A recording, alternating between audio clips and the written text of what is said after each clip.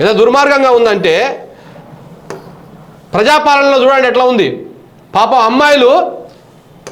అమ్మాయిలను చంపేసి ఆత్మహత్యగా చిత్రీకరించి మామూలు డ్రామా కాదు. తెలంగాణ రాష్ట్రంలో జరుగుతున్నటువంటి ప్రజాపాలన అనుమానాస్పద ఆ మరణమేనట. భువనగిరి విద్యార్థుల మృతి కేసులో పోలీసుల చిత్రాలు, గాయాలున్న 174 సిఆర్పిసి కిందనే ఎఫ్ఐఆర్, హత్య నేరం సెక్షన్లు చేర్చని పోలీసులు ఎవరిని కాపాడేందుకు ప్రయత్నిస్తున్నారు, కేసులో ఇంకా ఎవరి ప్రమేయమైనా ఉందా? చూడండి, ఇద్దరు అమ్మాయిలు ఉరేసుకొని చనిపోయారు అని చెప్పేసి ఒక డ్రామా చేసిరు. కానీ ఈ అమ్మాయిల శరీరం మీద గాయాలు ఉన్నాయి, ఈ అమ్మాయిల మెడ మీద గాయాలు ఉన్నాయి, ఈ అమ్మాయిలకు సంబంధించినటువంటి ఇద్దరు వాళ్ళ మీద రకరకాల మచ్చలు ఉన్నాయి. వీటన్నింటి మీద విచారణ చేయాల్సింది పోయి సహజ మరణమే అనుమానాస్పద మృతి అని చెప్పేసి పోలీసులు కేసులు క్లోజ్ చేసే ప్రయత్నం చేస్తూ ఉన్నారు. దేనికి క్లోజ్ చేస్తూ ఉన్నారు? ప్రభుత్వ హాస్టల్లో, విద్యార్థుల హాస్టల్లో ఈ విధంగా విద్యార్థులు చనిపోతూ ఉన్నారు. ఓవైపు పురుగులన్నం పెడతా ఉన్నారు, ఓవైపు ఓయూలో ఆందోళనలు ఇది జరుగుతూ ఉంటే మీరు దీన్ని కప్పిపుచ్చుకోవడం కోసము పోలీసు వాళ్ళు అత్యుత్సాహం. ఇది సహజ మరణం అంట.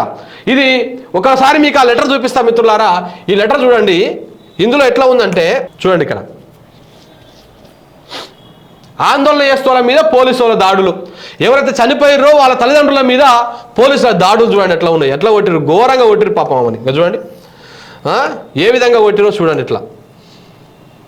ఇగో ఇంకొక విషయము, ఈ లెటర్ చూసిర్రా, ఈ లెటరు ఈ పిల్లలే రాసిర్రు అని చెప్పేసి ఇక చూడండి ఎంత అబద్ధాలు రాసిరంటే, మేము వెళ్ళిపోతున్నందుకు అందరూ మమ్మల్ని క్షమించండి, మేము చేయని తప్పుకు అందరూ మమ్మల్ని అంటుంటే మేము ఆ మాటలను తీసుకోలేకపోతున్నాం,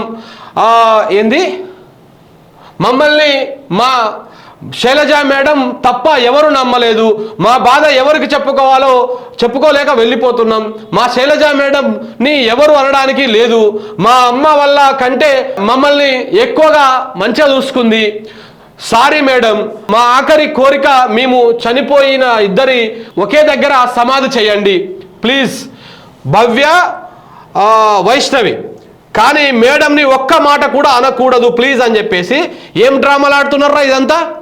ఈ లెటర్ అంట ఆ పిల్లలు రాసిరంట, చనిపోయిన పిల్లలు రాస్తారు ఈ లెటర్. మా మేడంని ఏమనకుర్రి ప్లీజ్, ఏమనకుర్రి ప్లీజ్ అంటదా?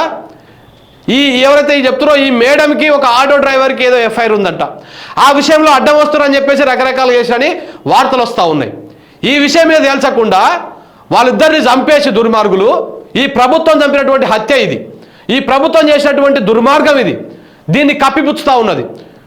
ఈ ప్రజాపాలన అని చెప్పుకుంటున్నటువంటి సన్నాసులు ఈ పాలన స్టార్ట్ అయిన 3 రోజుల నుంచే చింతపల్లి లాకప్ డెత్ కా నుంచి మొదలు పెడితే ఇక్కడ దాకా ఎన్ని దుర్మార్గాలు. కొల్లాపూర్లో, ఖమ్మం అశ్వరావుపేటలో, కొల్లాపూర్లో అయితే ఏకంగా ఒక మాజీ సైనికుడిని మనిషిని తలకాయని 2 భాగాలు చేసి చంపారు.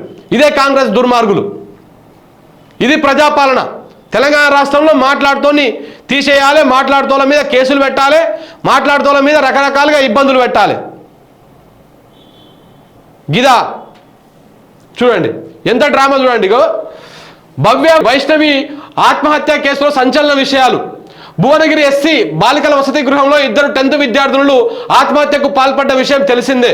వార్డు శైలజకు ఆటో డ్రైవర్తో అక్రమ సంబంధం ఉండగా ఆ విషయం భవ్య వైష్ణవులకు విషయం తెలిసిపోవడంతో వారిని వేధించిన వార్డెన్ శైలజ, మా మేడం శైలజ మంచిది, ఆమెను ఒక్క మాట కూడా అనకండి అంటూ అనుమానపు సూసైడ్ లెటర్. ఈ క్రమంలో ఆ ఇద్దరిని హత్య చేసి ఫేక్ సూసైడ్ లెటర్ సృష్టించారని తల్లిదండ్రులు ఆరోపిస్తూ ఉన్నారు. ఇంత పెద్ద తతంగం జరుగుతూ ఉంటే, ఇంత పెద్ద కథ నడుస్తూ ఉంటే 2 10th క్లాస్ అమ్మాయిలని చంపేసిర్రు. అంటే దేనికి చంపేసిర్రు, ఎందుకు చంపేసిర్రు, వాళ్ళని ఏమైనా చేసిర్రా? ఈ వీటి మీద లేదు పోలీసు వాళ్ళ విచారణ. ఎమ్మెల్యే గారు పోయి 50,000 వేలు ఇస్తారంట సాగు ఖర్చులు చేసుకోపోరి అని. దేనికి ఇస్తావు 50,000 వేలు? దేనికి ఇస్తారండి? నీ ప్రభుత్వం చేసిన హత్యకు 50,000 వేల పరిహారమా వాళ్ళకు? గిదేనా ప్రజాపాలన? గిదేనా ఇందిరమ్మ రాజ్యం? దుర్మార్గంగా తయారైంది కదా, మొత్తం తెలంగాణ మొత్తం ఆగమైపోతుంది కదా.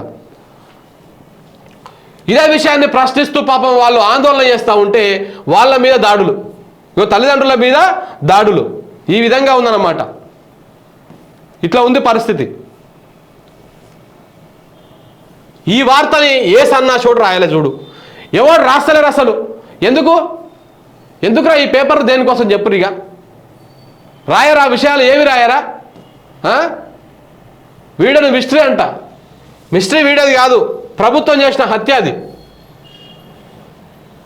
చెప్తా, అన్నిటి గురించి మాట్లాడదాం.